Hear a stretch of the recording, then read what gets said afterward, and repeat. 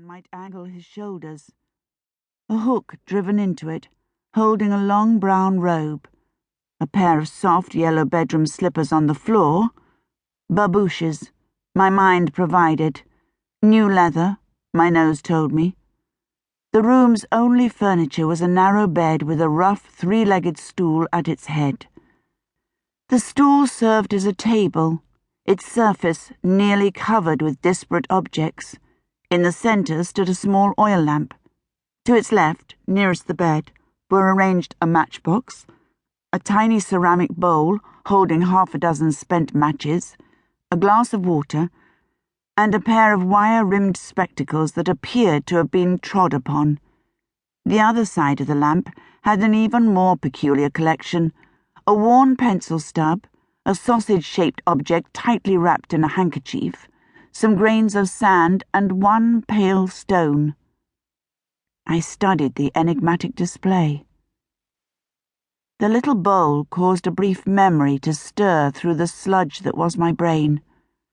As I slept, the sound of a match scratching into life would wake me. The sharp smell would bite my nostrils. Faces would appear and make noises. I would say something apparently sensible. The faces would bend over the light, and with a puff, I would be back in the shadows alone. My hand reached out, hesitated over the water, rejected it, and picked up the spectacles instead. I winced as they settled between my ears and the snug head wrap I wore, but the room came into focus. The matches also came into focus. A cheap, bright label in French. I picked up the box, slid it open, my nose stung by the smell of sulphur. 4 matches. I took one, scraped it into life, held it to the oil lamp. A spot of warmth entered the room. By its thin light, I looked down at what I wore. Drab, homespun trousers and tunic, bare feet.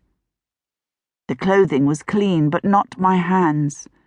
They looked as if someone had tried to wipe away a layer of some dark, greasy matter, leaving stains in the deeper creases and under the nails. I stretched the left one out nearer the lamp. Motion caused the flame to throw dancing shadows across the room. When it had steadied, I frowned at the fingernails to which I was attached. Not grease. Blood. The light of a candle, the sunshine smell of linen, the slope of ceiling, the soft throat of a young girl asleep, the blood on my hands.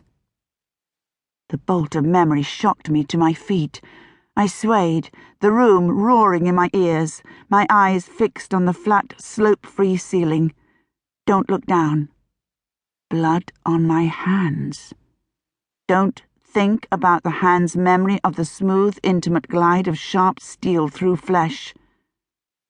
I ventured a step, then another towards the shuttered window. To my surprise, the latch flipped beneath my awkward fingers, and when the hinges creaked open, there were no bars. Why had I expected to be a prisoner?